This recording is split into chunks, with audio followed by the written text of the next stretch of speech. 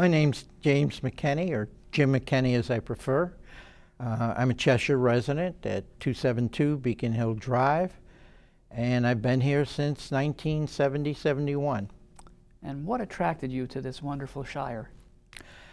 I chose Cheshire because I had a teaching job here. Being from Waterbury, and my wife's from Waterbury, we wanted to be in the Cheshire, Waterbury area, and I wanted to live in the community in which I taught.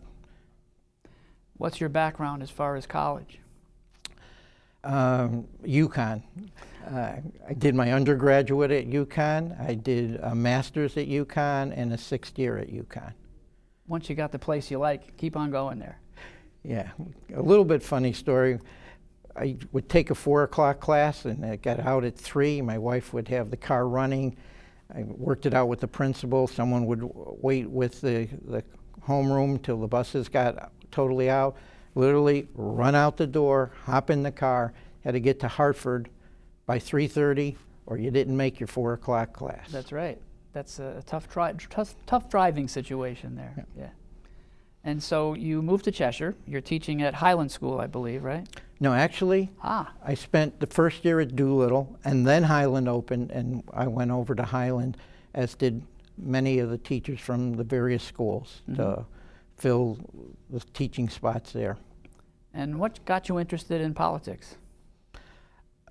Someone I knew, and I was working with in real estate, was involved in politics, and he asked me to come along, and got me interested. I was, as soon as I got to town, I was interested in working in the community, volunteer work, Cheshire JCs, and you know, that kind of thing. So politics was like the next step. I served a term on the Economic Development Commission, and then I eventually ran for town council in '77, was elected, and ran again in '79, and was also elected. And then what happened? Then as a teacher, I was told I couldn't serve. It ended up in a court case. We went off through the courts, all the way to the Supreme Court, and I had to choose between a paying job, teaching, and a non-paying job, town council, and I took the paying job.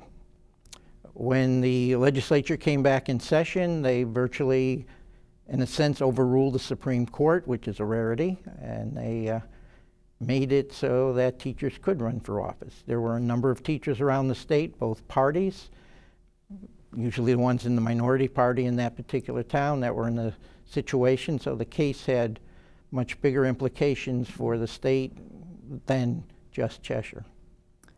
And so you mentioned the JCs. Do you remember anything about the pledge that I was also a JC, with you as a matter of fact, for a couple of years. Service to humanity is the best work of life. That's the one. Every week, every meeting, we repeated that in other parts of the JC Creed, but that one stuck with me, and I'm sure it stuck with you. Are you currently involved in the town in any committees or commissions?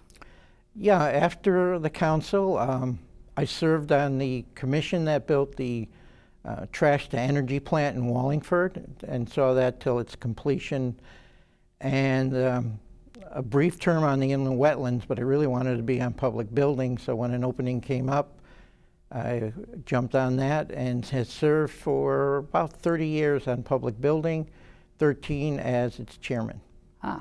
What's that like? I thought it was pretty interesting because I got to be on every single project.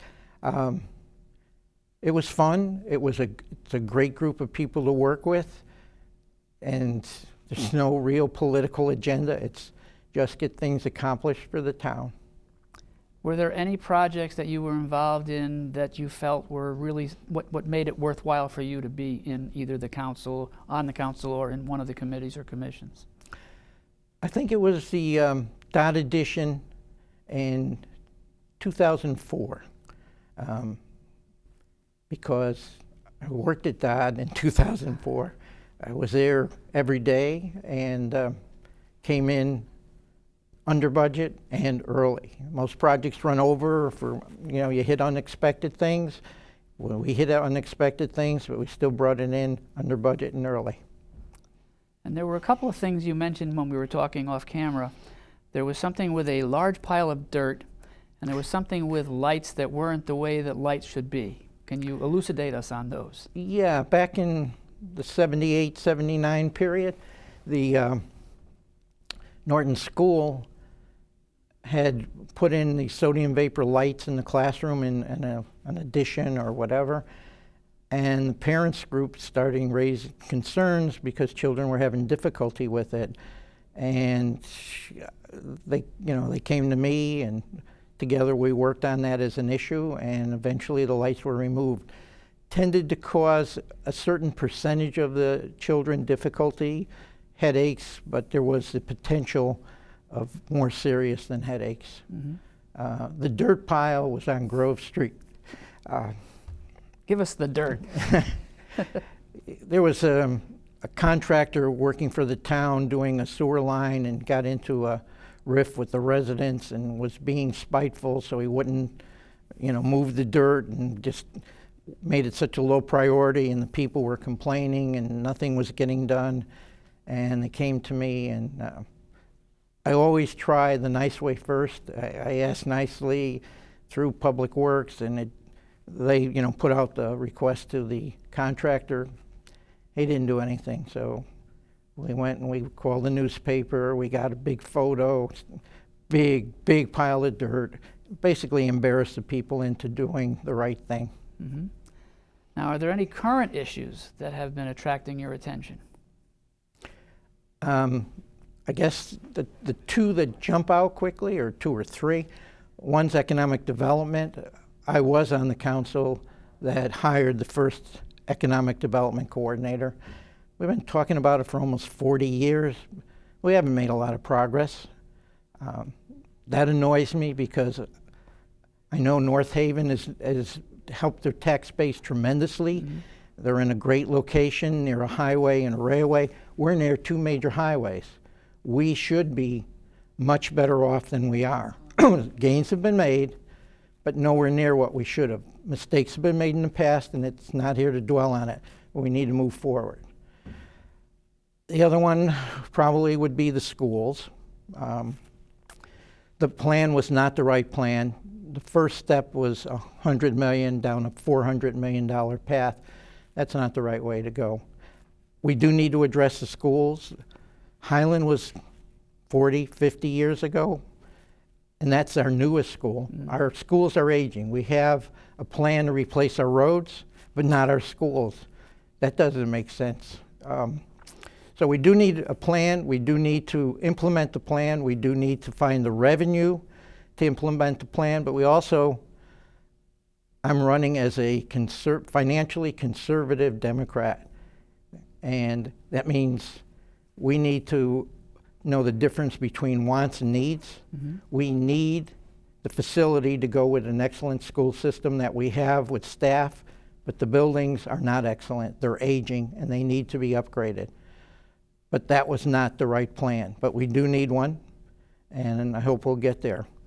I think the other thing we mentioned was really not a council issue, but the opioid problem that we're having as a town, as all of the towns are lately. And I know at the high school they're trying intervention, but I think they need to start at an earlier age than high school.